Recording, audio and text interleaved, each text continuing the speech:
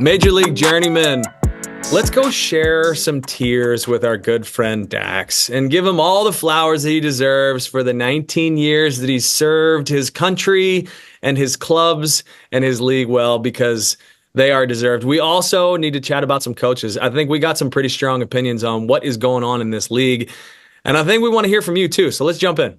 Major League Journeymen reporting live from my office while I'm doing my push-ups because I lost. Dude, you gotta turn your camera down. No one can see. We can only see the back of your head. There we go. Look, it's right here. It's right here. Right here. This probably isn't a great visual, but it's happening. How many I don't hear a count. How many did I agree to? Gordo? 100. 100. You can't do. You're gonna have to get up several times during this recording. Yeah, I'm definitely not gonna get 100 in here. Well, the good news is that. But there's a quick set of 30. Whew! The good news is that your audio is going to be awful to introduce the podcast. So. No, it's going to be really strong, and people are going to be like, "What the hell was he doing?" And now I get to explain it. But we do have the one and only Alan Gordon. We also have the newest member to the Dinosaur Squad, Dax McCarty, and we have Rod's professed Dan Gargan, or whatever the hell else he called me. Dude, can we just start there? What a throwaway. I got cut again by Raj. This is kind of getting painful. Like, I'm starting to be a little concerned about this. Am I just a throwaway on this podcast or what? I think it's because you're so popular and you're so good at your job that nobody actually wants to give you the credit you deserve. God, that makes me feel better. There's that take for sure. What's your take, I mean, the fact of the matter is Dan, you are good, but you're just the least good on this pod. I mean, the least good. I would strongly disagree with that. Just because you've put yourself in the middle of one fern with Zach Galifianakis, now you have your podcast studio like you're an actual pro. Dude, what are you going to do? Like, are you actually going to perform today, Gordo? I'm so proud of him. He's got his mic. He's got his camera. People are actually going to be able to hear the awesome things that I say during this podcast. It's going to be good, dude. It's going to be really good. Your coat hook looks awesome, by the way. What is that? This is the first go around. Okay, we will maneuver things. I think that's where a light is supposed to be. That's where editors are supposed to edit that out, so they're not even going to see that. Oh, okay. So we're gonna get like a painting up there or something. Probably a jersey. Probably a Dax McCarty jersey once he sends me one. Probably a Dax McCarty jersey. Those things are a hot commodity these days. I think MLS has already got their hands on like 15 of them. The amount of appreciation posts that I've seen for Dax McCarty over the past 24 hours it's getting like almost nauseating, dude. It's like 9 too many. Yeah. Can I give you a piece of advice, Dax? Always.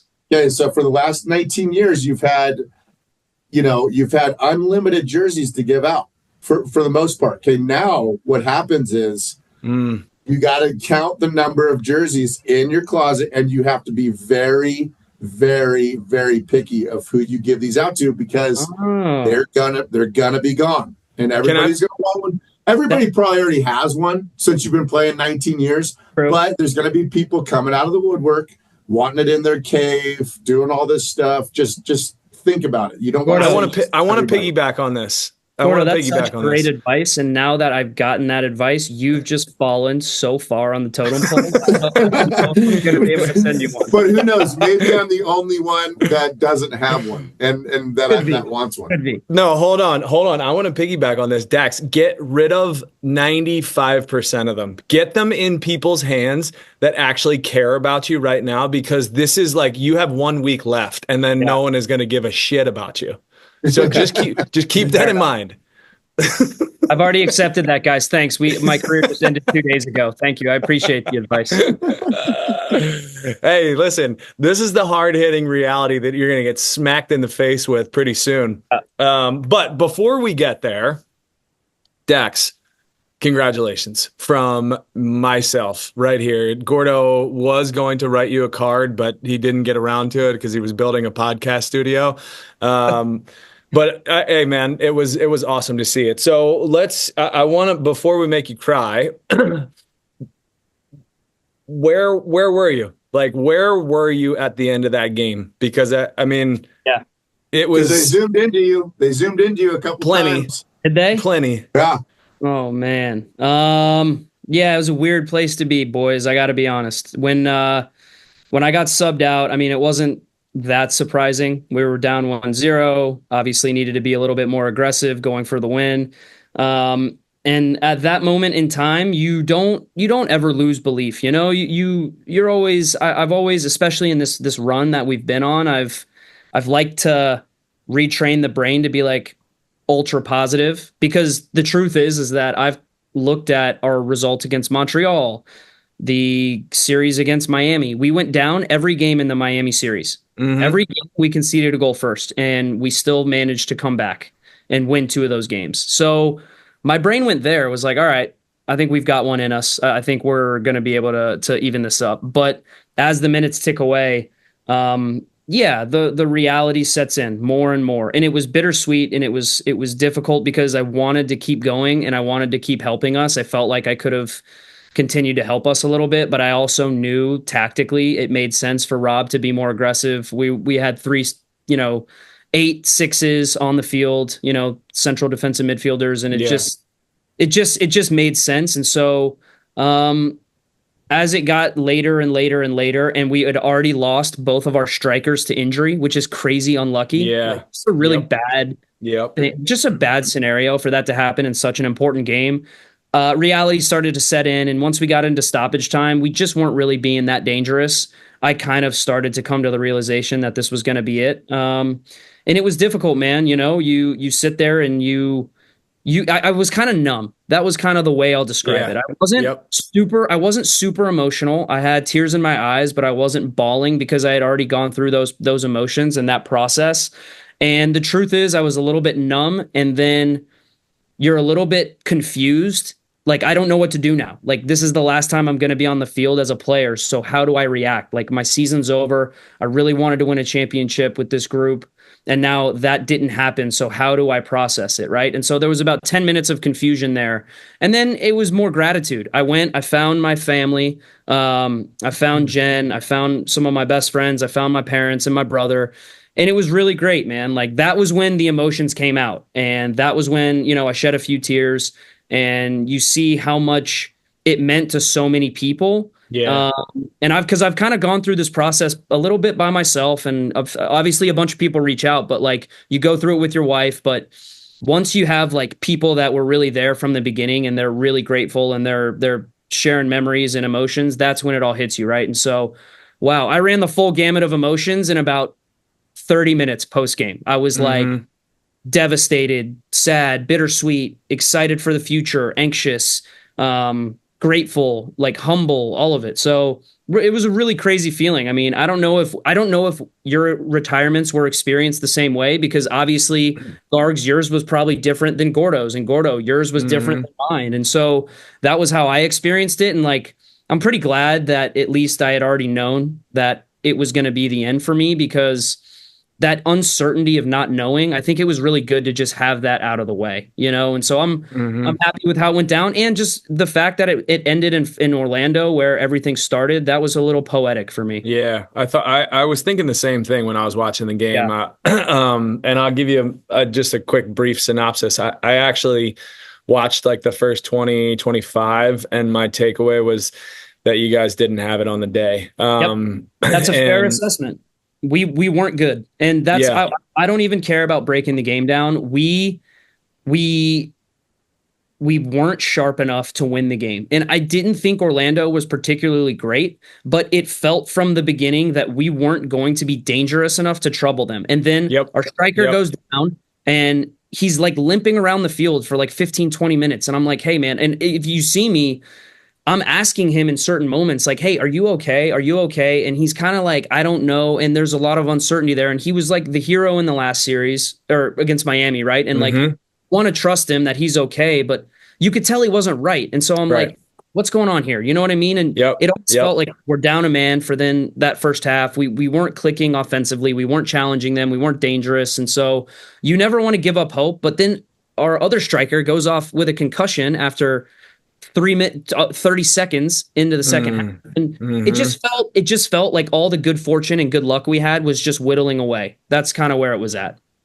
Well, I mean, you've been through millions of those games, right? I mean, thousands of those games anyway, where you're like, okay, we're going to have to change our fortune here, because you can kind of feel just the energy of the game is in a different place. And then, but I also thought, like, man, there's two ways that me personally, I would love to see Dax's career end. One of them being with a championship, but if it's not with a championship, kind of would love to see it end in Orlando, like in front of your family, in your hometown. Like it was very poetic, because it's really hard to end a career, and it's really hard to find some of the things that you talked about, the gratitude, the humility, the moments of introspection that you get when you're staring, your mom and dad in their eyes and you see what they're seeing, because that's insane. That is a wild, wild moment.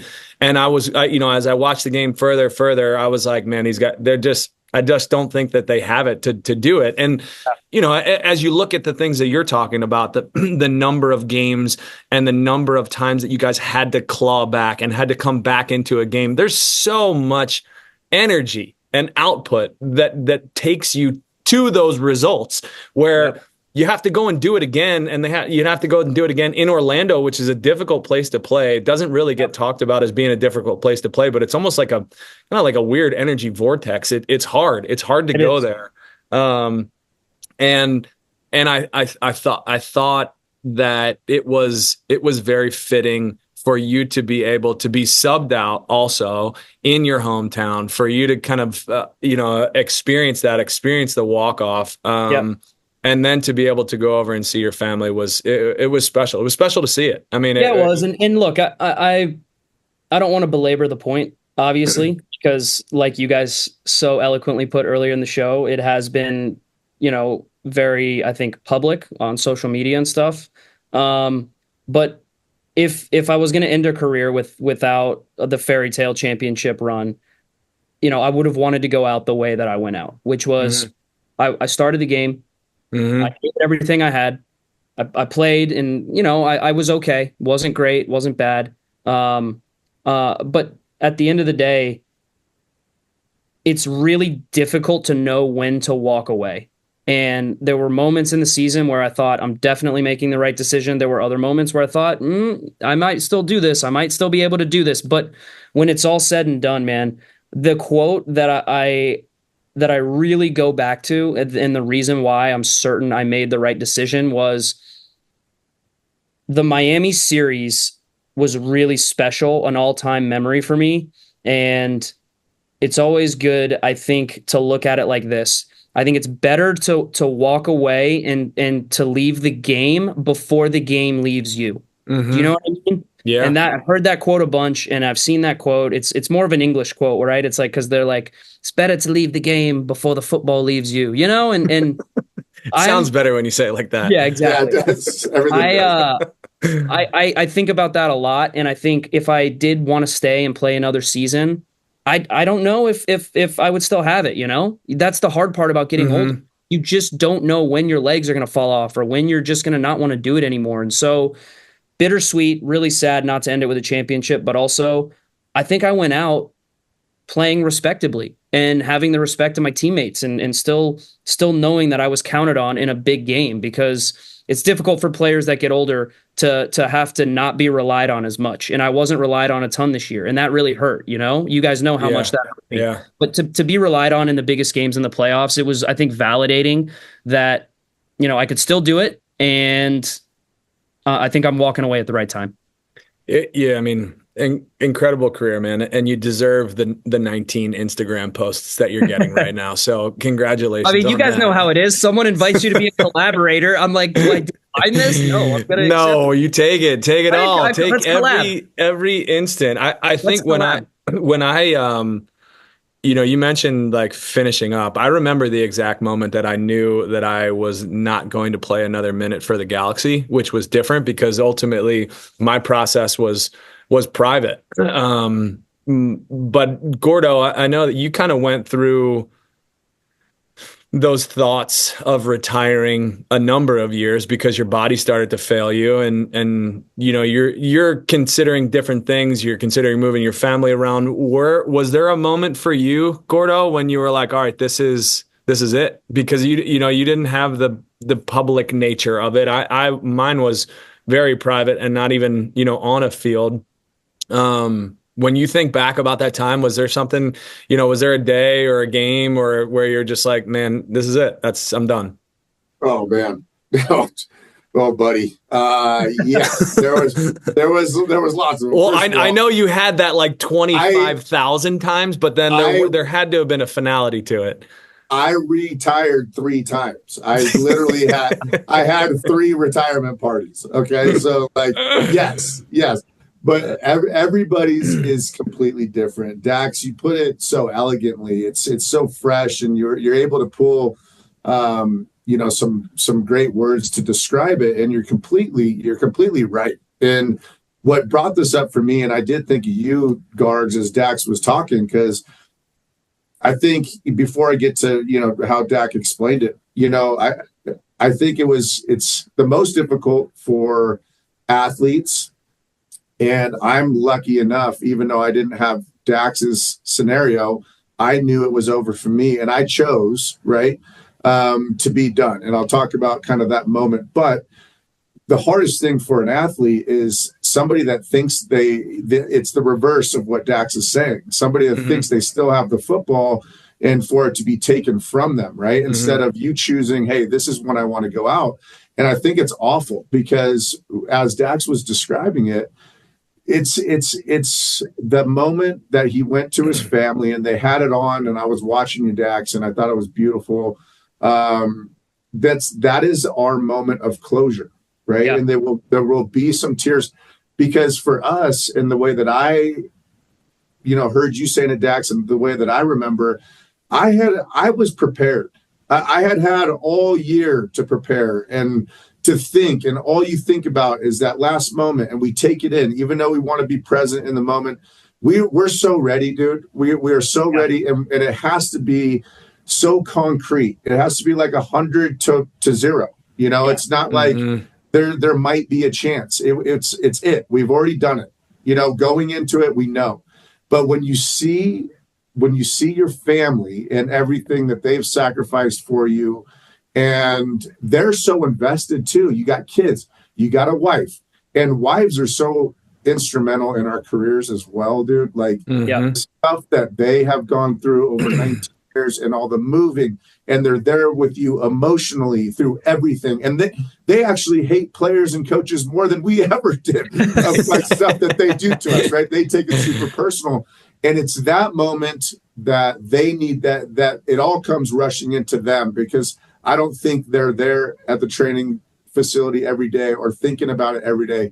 And it's those emotions that come into them. And then you look at their faces, and then it brings out those emotions in you. And then it all kind of comes to a head right there. And then you feel completely closed, and the weight of everything is off you, and you feel light as a feather. There's a little relief. There's a lot of relief. It's stressful for what we do.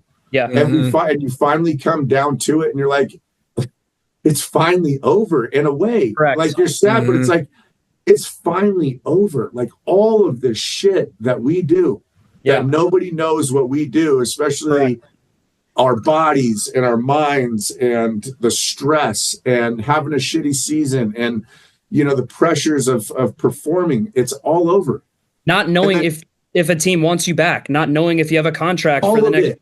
Yeah. Like, the uncertainty has got to be the hardest. Right. And there'll be some other emotions that you'll come into in the next 6 months and the year and the 2 years and the 5 years. There's still going to be a lot of emotions, right? But I thought you said it well. But Dan, yeah, I mean, the last year in Chicago, I had, it was an awful year for me.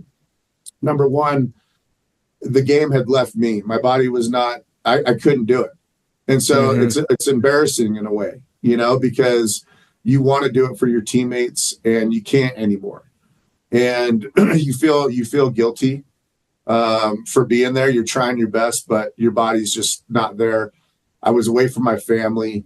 I was hanging on, and you don't want to be that player that's hanging on. And I was, which was not a good experience. So I knew for a long time in Chicago, I was trying to be a good teammate, trying to be into it, and tried my hardest, but it was very, very difficult. But I knew without a doubt it was over for me. And by the way, Gordo, you were a great teammate, because I remember that year, and it sucked. Yeah, it was a miserable year. And yeah.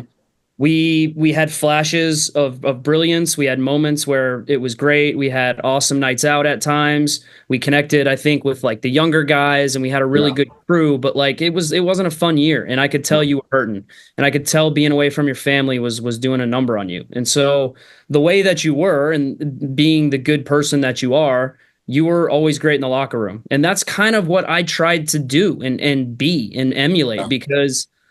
We always joke around with you about your role and your super sub role, but and I think you had kind of accepted that throughout the years. I mean, it was different for me. I was so used to starting every single game and playing 90 minutes every single game to then go into a situation where I uprooted my family. I moved. I went to a team that I thought was going to be great, and I was going to be willing to accept this tertiary secondary role for only for us to not be good. And then I still wasn't playing a lot of minutes on a bad team, what I thought was a bad team at the time. Dude, it sucked, and it's miserable, and no one wants to do that. And so that's where I'm like, okay, the little bit of magic we found at the end of the season, I feel super, super lucky that we went on that little bit of a hot streak, because I would have felt like we ended, rightly or wrongly, I would have felt like my career ended with a whimper, I would have felt like I was limping out, like I was a dog with a broken leg. Like your finish was not worthy of what your career stood for. And you got a very appropriate send-off. I mean, in all ways. Obviously, you want to finish on a high, but it felt like that. Even if we didn't win the championship, I've wrestled with myself a lot about this whole, no MLS Cup thing, and wasn't able to win a ring, and that hurts. It hurts. I can't lie. Like, I'm a competitive guy, and I think if people were to describe me, and I was like a captain of a bunch of different teams and a winner, quote unquote. And I take pride in that, but also I wasn't able to win the big one, and I wasn't able to win a ring. And I know it's a team sport, right? But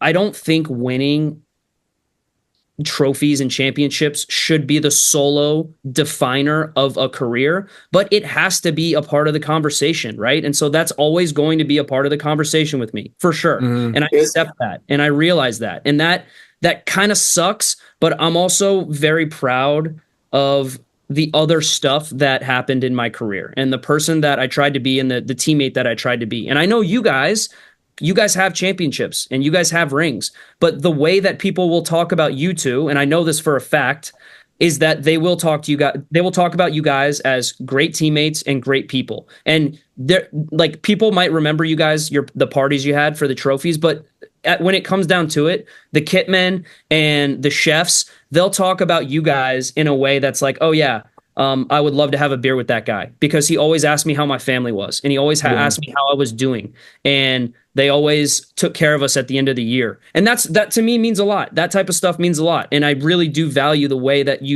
that people treat you and that you treat people, right? And so I hope people also remember that and the influence you had on your community, right? Because over the rings and the trophies, soccer's a small community, and people will always remember your character, right? And so I definitely hope that people remember me for that. And And yeah, it sucks. At least we have one ring in the McCarty family. Maybe I'll steal my brother's when I need to go out and when people are asking me about it. It goes to show you how hard it is to win a championship, an MLS It Cup, is. right? You got your supporter shields, you got your Gold Cup, you got championships. It's not like you're without any rings, but True. You can have an amazing career, be on some amazing teams, and come up a little bit short. Oh, hey, look at my boy Charles Barkley. That's right. What a legend. What a legend. Right. Yeah, I think you're actually Dan's boy. That's my dog, dude. That is my dog. We have quite a few nights together that he does not remember, but I certainly do. There's a lot of variables that go into a career, man, and I don't think that just an MLS Cup is a defining factor. Certainly, you can, always desire that to be on your resume, but they'll always use it against you. Sure. Absolutely. I know that. Don't 100%. Worry, but think about this: like, there's so many different steps that have to fall into place in order to have a career where you played 500 games, Dax. So you've gotten the caps that you've gotten. You've picked up championships that you have that are not easy to do. And I'm really grateful. It is the collection. It is the collection. I'm grateful for all of it, and I'm grateful for all of it, and I'm sad that it's over. But I'm truly excited about the next chapter, whatever that's going to entail and whatever that's going to be. There's a little bit of fear and uncertainty there. Isn't that nice though? Isn't that nice? But I don't know what I don't know what is out there for me. And that's the exciting part is like, okay, you play 19 years, you hope you make enough good connections and you hope you influence enough people where they're like, hey, by the way, dude, let me offer you a job. Here's the one thing, man, that I probably struggled with for the longest time. And I think that you'll struggle with it too, Dax, because I think it's almost inescapable. Your soccer career defines you in so many different ways. And when it's done, you have to figure out a way to allow it to be a part of you, but to not define you, because it's not what you do every single day anymore. And you might talk about it for the rest of your life, and you might be asked what your opinion is on it for the rest of your life, but it's no longer who you are. It's a piece of you, but it's not what defines you on the day-to-day. And you're not going to get the feedback that you've gotten for the past 19 years because of it from it. And that is probably the biggest maturation that you're going to have to go through over the next, however long it takes you. And I don't know if there's necessarily an end goal, but you will need to find a peace with it. And it comes in ebbs and flows. So that's really well put, man. That's really well put. It's a process, which leads me to our next process, because not only did you finish up the season, Atlanta United now finishes up the season, and they are one of 5 clubs that are still looking for coaches. Actually, I guess 4. We went from 5 to 4 since we started this, because Mascherano, I think the news maybe came out for Inter Miami, official, that Mascherano is going to Inter Miami. But Atlanta United, Inter Miami now in Mascherano, NYCFC parts ways with Nick Cushing this morning. Philly is still looking or has not announced a coach. And Vancouver parts ways with Vanni Sartini. And then there is news, I think maybe it's official now, St. Louis City announces their coach as well, the Swede, Olaf, is that his name? Olaf Mellberg. Mellberg, that's right. There's a lot of layers here. There's a lot of different nuances here with all of these coaching vacancies. Gordo, if you were to walk into MLS headquarters, right, and they said, Gordo, man, you know what? We haven't given you the respect that you deserve since you retired. So we are going to give you a head coaching position of any one of these clubs. Which one would you take in an instant? They all pay the exact same. We're paying you $2.5 million a year to be the head coach of any one of these 6. Let's take Miami off the board. Any one of these Atlanta, 5. NYCFC, Philly, Vancouver, and I guess St. Louis is off the board now too. So those 4. Which job are you taking? Do they all have the same salary cap? No, they are the clubs that you know them to be. They're just paying you the same amount. I would go to Atlanta. I think that's the biggest job on the table. I think there's some other, interesting ones in their own way. But Atlanta, they have they have money to spend. They've sold their DPs. And it's an awesome organization, and they got deep pocketbooks. They want to win. They want a winner. So I think the pressure is going to be high. I think that's the most most dangerous job to take, but it's the one you want to take because there's going to be an expectation when you walk in there. So you're not guaranteed a year two walking in there, to be honest. Mm-hmm. So I think it's the one you want to take if you're a coach that aspires to be in the top echelon of coaches, but it's going to have the most pressure behind it. Dax, I'm sure you've seen the news. You probably are privy to more than we've been privy to, but you see that Vieira turns the job down, or maybe doesn't turn the job down, but by all accounts, he was the one to take the job. And then the surprise of the fall anyway, that he's going to, where'd he go? Roma? No, Bologna. Genoa. Yeah. One of those meats, one of those you were lunch close meats. with the A on the end. I was close. But Genoa, are they paying out of their ass to steal him? Because I would have to think that Arthur Blank and Atlanta United were ready to pay Vieira a pretty big sum for him to come in. What do you think went wrong? I to be honest, I have zero inside info. My opinion is that I am useless. I'm not breaking news just yet. Come on, man. Here's my read of the situation is look, if Patrick Vieira was their number one target, he's also a pretty sought after coach. He's a world renowned name. And I think that he probably told Atlanta United, yes, okay, let's get a deal done as soon as possible. And Atlanta United was probably like, well, hold on a minute. Let's just wait till the season ends, see where the chips fall. And do you think that they were letting the season end and the chips falling to realistically consider Robbie? I think so. That's Garth even said that publicly. So I think it was fair for them to wait and see how things shook out. And if Rob was able to lead us to an MLS Cup, I think Garth even mentioned this happened with me before with Schmetzer, and I ended up giving him the job, and now he's had the job for 10 years or whatever it is, right? And so I genuinely think that like Garth wanted to give Rob a fair shake of this whole playoff run, and even then maybe Rob's still going to get the job. I don't know, but what I will say is that Vieira is probably like, look, I'm not one for waiting. I want to know an answer because I have other options. And he decided to move on and take one of those other options. Right. And so, I'm not sure, but I think Gordo's answer is a good answer. I think being a part of Atlanta United, I know for a fact that they will retool 100%. They have money to spend. And they will spend money. But for me, that's not the right answer. The right answer to this question is NYCFC. Ooh. And I say that because you're in the biggest market in the world. You have the backing of the oil money with Man City as one of your partners. Mm-hmm. And you have, by all accounts, a brand new state-of-the-art, perfect stadium opening in the heart of the city in one of the 5 boroughs. And I think if you're in a coach, what year? Middle of 2026, maybe 2027. I'm not sure. So late 2028. The coach that they hire today isn't going to be there. I think that, listen, if you're a coach, you say, I want a 3-year deal. That takes you through the stadium opening. And you know what? It doesn't matter. It does matter. It does matter because guess what? You get paid out no matter what.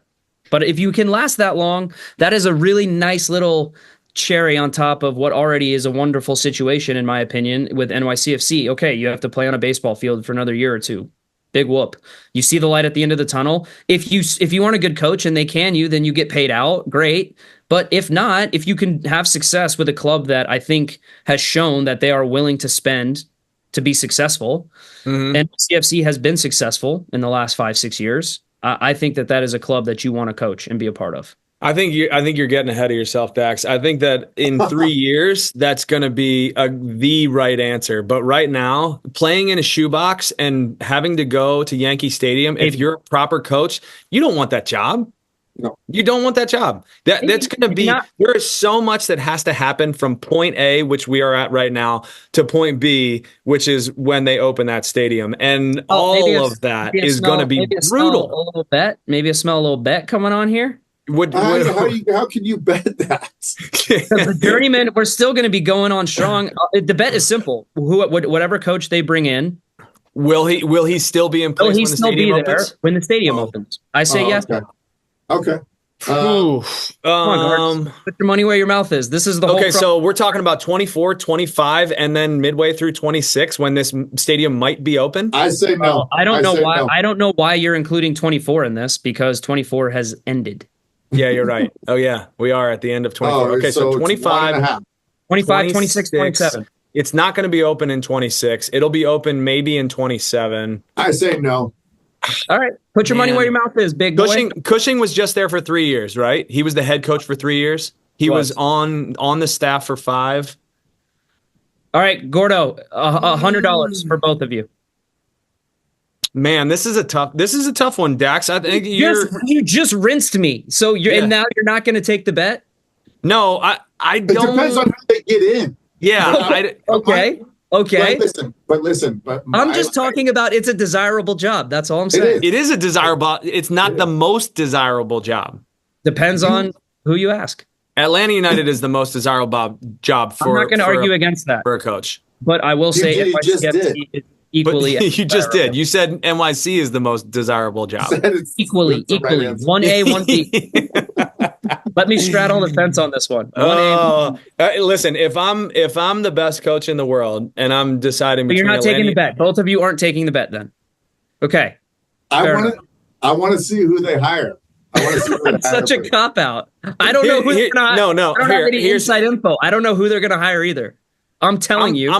I'll tell you what my view is. I'm passing on that job opportunity and I'm coming back around to it. Just like Patrick Vieira, who didn't want the job right this second, and he's going to Genoa, and he's going to come back when they have a stadium, when they have a training facility, and when they're actually going to spend crazy amounts of money on the DPs after the World Cup. So that's the right answer. So that's what my gut says, Dax, is that they're going to hire somebody and then they want a big splash when the stadium opens up, and they'll go out and get this guy.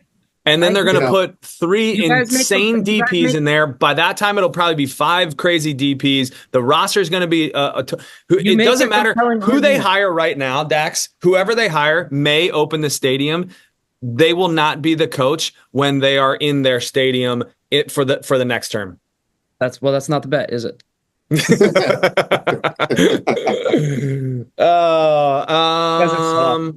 No, I'll take the bet. I love it. There we go. I'll take it too. Let's make it exciting. There they are. Oh my God, there they are. Waffling. Okay, boom. Yep. You talked us into it.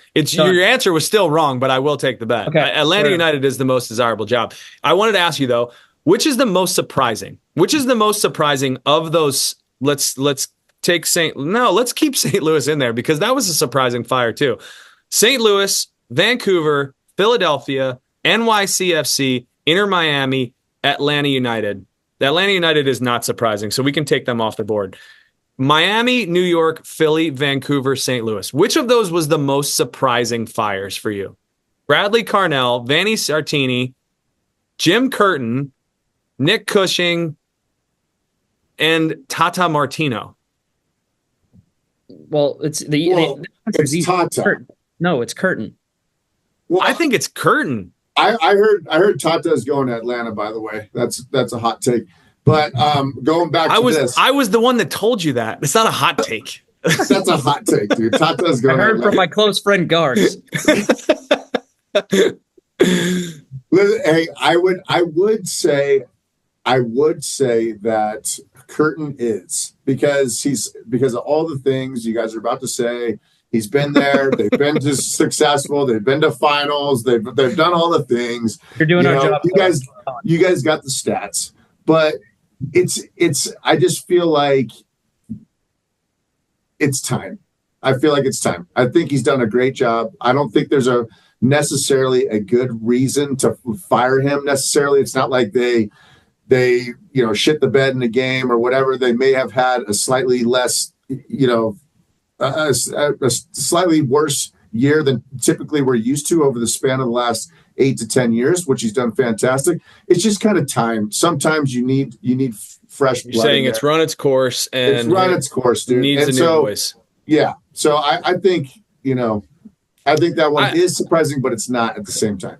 So here's why I'll just add to that, and I'm not going to give you a ton of color. I'm just going to say that I think it's going to be the toughest for Philadelphia to replace what their identity is, which is working with their academy. And Jim has clearly given them an identity. He's given them a willingness to work with 16-year-olds repeatedly. He's pushed them on into first-team minutes. He's also been successful while doing that, while working with I think the second cheapest cap in the league. So that's incredible. Now you go out or go to the marketplace. One, you have Jim also on a hometown discount, and Philadelphia Union are not notorious spenders in any facet, which is fine. That's their business model, but they're not paying big for anything. You have a coach in place that is giving you results and delivering exactly what you want, which is bringing along these academy players, putting them in the first team, and then allowing the GM Ernst to go and sell them. I find it really difficult to believe that they're going to be able to replicate that in any way, shape, or form without changing your business model to some degree. You're right. No notes. I don't even have anything to add. You're right. I'm still shocked. I am still shocked. I also think that. Can I say why Gordo's wrong about Tata? Yeah, definitely. It's not surprising. I love listening to that. It's not surprising that there's some sort of mutual parting of the ways there. I think that Tata was ready to move on for months. You can see, doesn't matter how great of a season they had. I just don't know how much control any coach of that team is going to have. Mm-hmm. I felt in our series in particular, there were so many moments where I was like, why is Tata not doing this? Or why is he not doing that? Like Luis Suarez doesn't have it in this game. Why is he not putting Campana on earlier? Why is he not tactically? I don't think he has those decisions to make. Like, I just don't. I think that any team that is going to be coached by someone coming into a team that Messi's on, you're just kind of at the mercy of what he wants. That's the bottom line. And I think that this hire of Mascherano is the perfect example of why Tata was ready to go. I think that they had a replacement lined up that Messi was going to be able to work with. I think Messi should have as much say as he wants because basically it's his team at this point. But Tata, I think Tata's too old to be dealing with all the politics that's going on behind the scenes at Inter Miami. And I just don't think he wants to deal with it anymore. And so that wasn't surprising when he left. No, I think I agree with everything you're saying, Dax. I think that Inter Miami is in a really, really difficult spot because you guys know this. It doesn't matter which player is running the show. If a player is running the show, it's bad news, and it's going to be really difficult for anybody to come in and manage.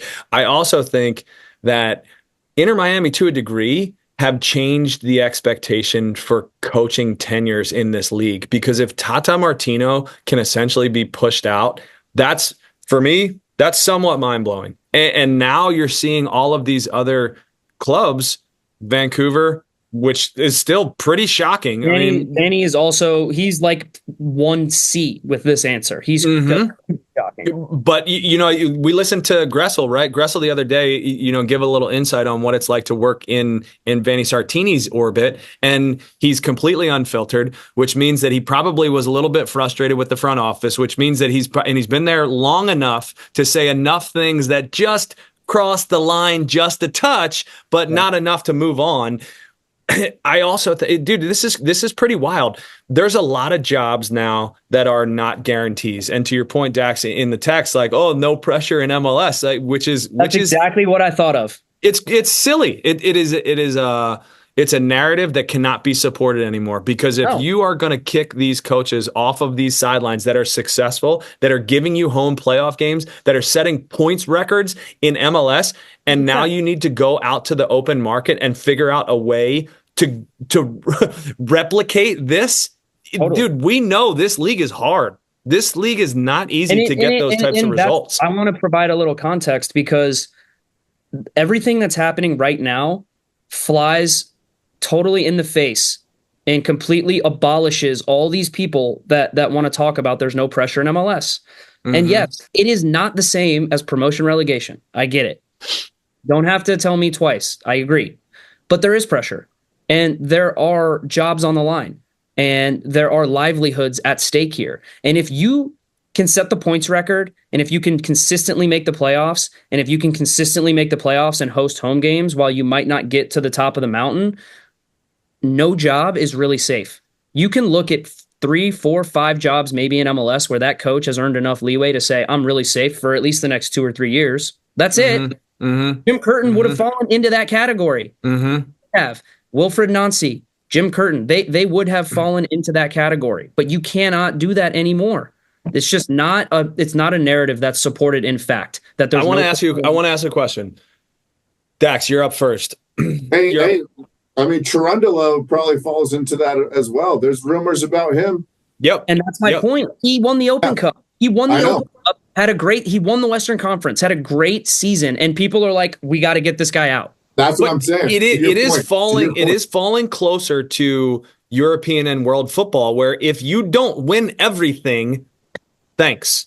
See you later. We're on to the next one. The life cycles are getting smaller and smaller and smaller. And without it being, without it being a single table, there are truly clubs that are rising into that top 6 tier in like the EPL, right? If you are in one of these 6 and you're not hitting a certain standard, then your coach is going to be fired. Right? At least an expectation, right? They may not. Yeah, for sure. The question that I wanted to ask is, at this point, right?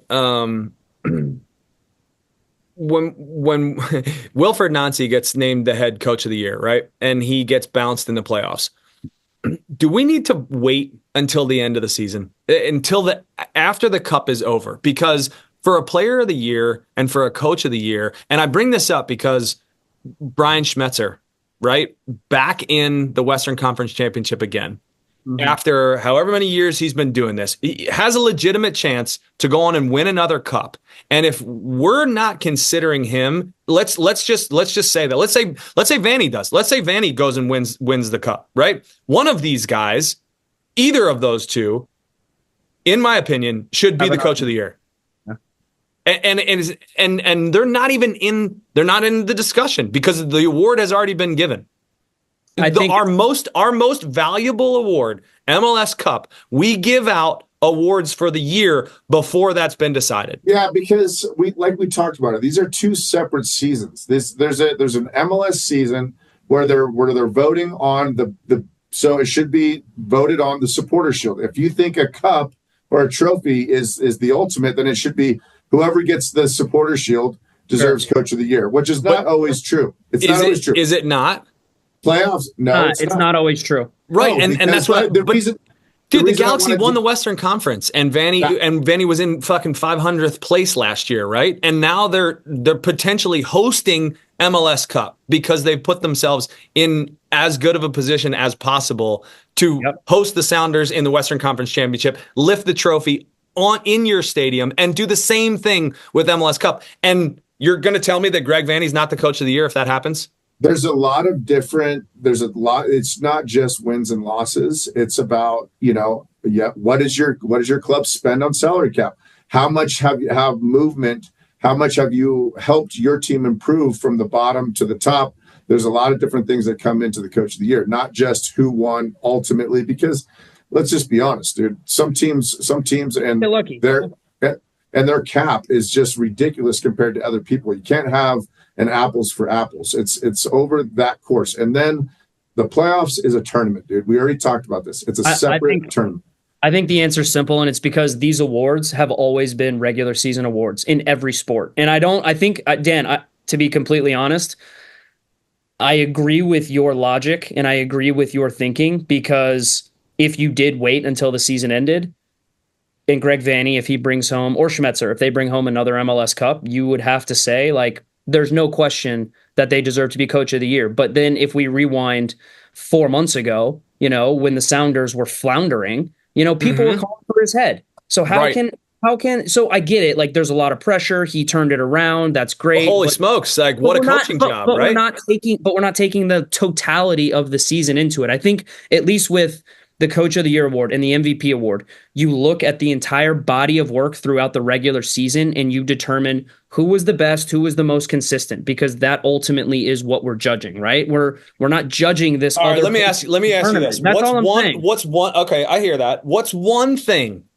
that is on every single player, coach, and club's list for goals at the beginning of the season? That is non-negotiable. Non-negotiable. Make the playoffs. No. MLS Cup. Goal number one. 100%. MLS Cup. You can say that, but a lot of teams don't believe that. I think playoffs are the goal for every team standard. It's make the playoffs, give yourself a chance. And I would actually take it a step further. Oh my God, that's why there's a bunch of losers in this league. If you come on now, that's my point. Of course, I agree with you. It should be win MLS Cup, but I think there are coaches that don't want to put that out into the universe. They don't want that pressure. So you know what they say? You know what Atlanta United said before the season? Our goal before the year is top 4, because if you can make top 4 in the East, that means you give yourself a chance to host playoff games. If you can host playoff games, you give yourself a chance to win a championship. Like, it's just a step before the final goal, winning a trophy. To get to the end goal, which is win MLS Cup. But that's obvious. Everyone would say that. Right, it's obvious. Yes. Well, so how are we going to eat that. the elephant? How are we going to eat the elephant? So you break it down into other pieces. But the elephant over here in the corner of the room is winning MLS Cup. Correct.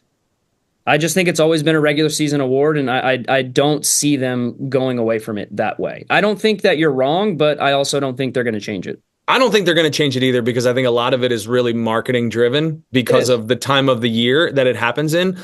But I think it discredits and devalues it. And this isn't to take away from Nancy, because he's phenomenal. And there's no way to argue against that. He is a worthy and deserving winner of the Coach of the Year. I just think that we place such an emphasis, this league, this country, on the tournament, as Gordo calls it, but it is the be-all, end-all of why MLS plays and why it happens. So how are you determining a season's worth without including the most important portion of it?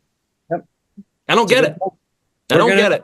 We're going to petition MLS, and this is what we're going to do. We're going to say, hey, whoever the best player in the playoffs is, whoever the best coach in the playoffs is, we're going to call them the Dan Gargan MLS Playoffs MVP and Dan Gargan MLS Playoffs Coach of the Year. Okay? My signature looks very comparable to Don Garber's, so we'll just have to tweak a couple letters. It's no big deal. 2 different awards to the postseason, so you'll be happy.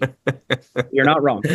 Well, listen, Journeymen, I think we should send this out to a petition. So if you have an opinion, let's get it on the pod. Let's hear it. Put it in the comments. We need to chat about this a little bit more. We will start reading more comments from our YouTube subscribers and social media. We'll start having a little bit more fun interacting on the pod. Especially now that we got some free time and the off season is approaching. Before we get there and before we take off, Gordo, Galaxy or Seattle? Who you got? It's a scary one. It takes me back to 2014, Gargs. You and I were there. It does. And they were very scary back then as well. It's the best defensive team versus, the best offensive team that's left. And by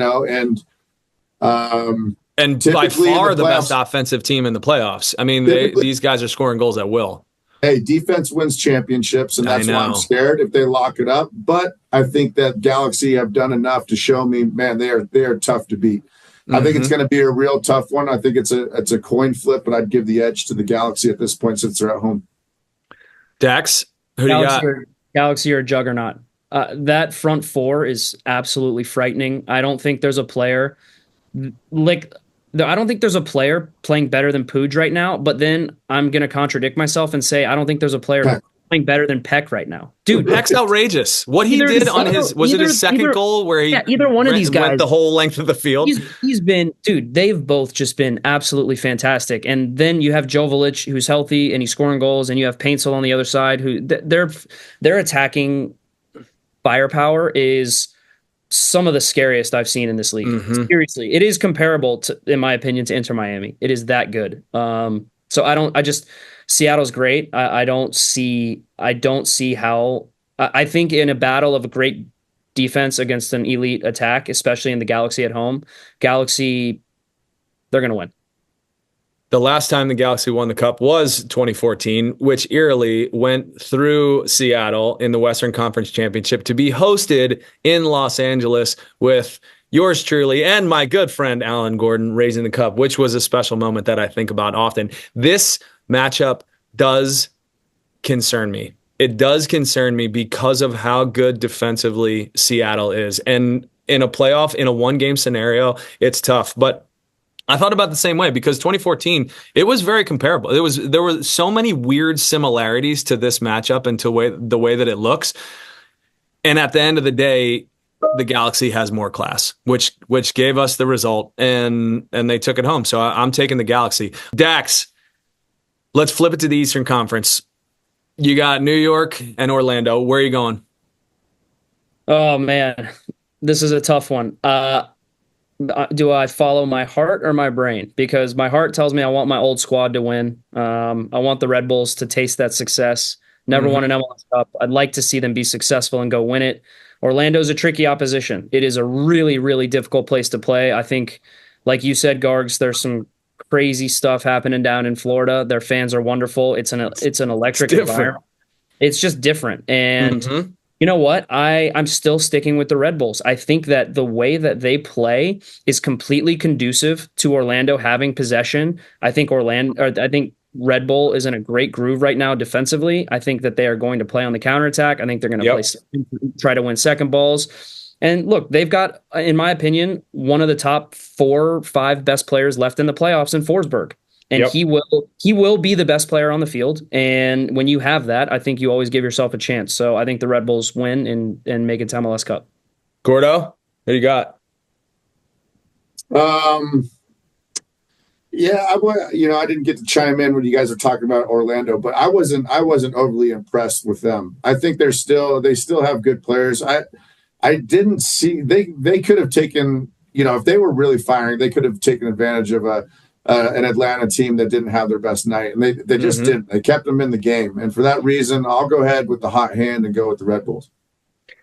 Man, let's make it 3 for 3. I'm going against the home team here. Orlando gets to play at home, but they didn't show me enough. They didn't show me enough in a much more than winnable game. That was a winnable game for them, and to the things that we were saying about the Galaxy, they were emphatic in their wins. I thought I was going to see at some point in that game Orlando kind of turn a little bit further and really kind of put the screws in, and they just didn't do it. And I think everything that you're saying, New York's got nothing to lose. They've had nothing to lose for a long time, and they are playing like it. They're playing similar to what we've talked about with Atlanta United, with just that kind of fearlessness. Like there is a carelessness about them that is really good, and they're playing with a lot of joy, and they haven't had to go through the same amount of adversity that Atlanta United has. I think that they can go down to Orlando and get a result. So I'm taking New York. I think it's New York, LA, just what the league could ask for. The league would have loved that like 10 years ago. It's very true. That's very true. Well, maybe it helps revive a little bit. I don't hate it. I love our picks. We're not on the same page often, guys, but here we are on the same page. So let's. All it took was Dax to be out of a job and joining us in retirement. Nice to have you, Dax. He's still got 2 paychecks left. Journeymen, we'll see you out there.